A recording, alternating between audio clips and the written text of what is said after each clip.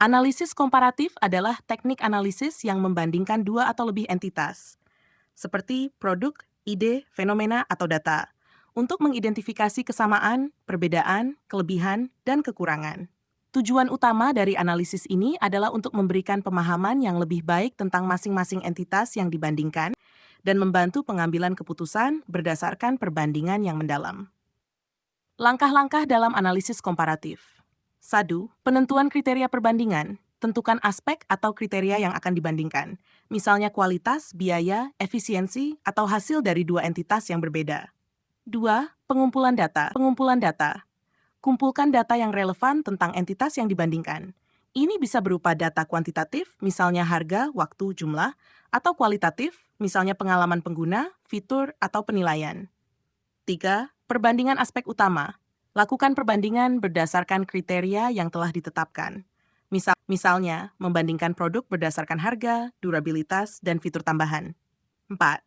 Analisis perbedaan dan kesamaan.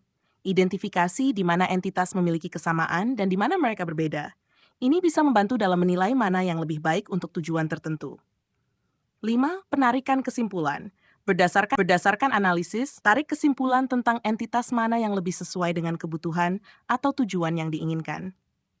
Contoh penerapan analisis komparatif. Misalnya, Anda ingin membandingkan dua layanan streaming musik, seperti Spotify dan Apple Music. Dalam analisis komparatif, Anda bisa mengevaluasi berbagai aspek seperti harga, berapa biaya langganan per bulan, kualitas audio, bagaimana perbandingan kualitas suara yang ditawarkan, fitur, apakah ada fitur unik yang membedakan kedua layanan ini, seperti integrasi dengan perangkat lain atau kemampuan berbagi playlist. Apa perbedaan dalam pilihan lagu atau eksklusivitas konten? Hasil dari analisis ini dapat memberikan panduan untuk memilih layanan yang paling sesuai dengan preferensi dan kebutuhan pengguna. Keunggulan analisis komparatif. Pengambilan keputusan yang lebih baik. Memberikan informasi yang jelas tentang kelebihan dan kekurangan masing-masing entitas, sehingga memungkinkan pengambilan keputusan yang lebih tepat. Mendalam dan objektif. Analisis komparatif memberikan wawasan yang mendalam tentang perbedaan nyata di antara pilihan yang tersedia. Konteks yang luas dapat digunakan untuk berbagai jenis perbandingan, baik dalam konteks bisnis, sosial, atau ilmiah. Keterbatasan data. Analisis komparatif bergantung pada data yang tersedia, yang kadang-kadang mungkin tidak lengkap atau tidak sepenuhnya objektif. Subjektivitas dalam pemilihan kriteria.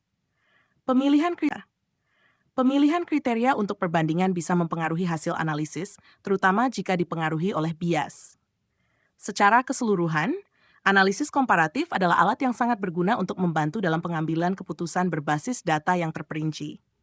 Dengan membandingkan berbagai pilihan, individu atau organisasi dapat membuat keputusan yang lebih terinformasi dan sesuai dengan kebutuhan mereka.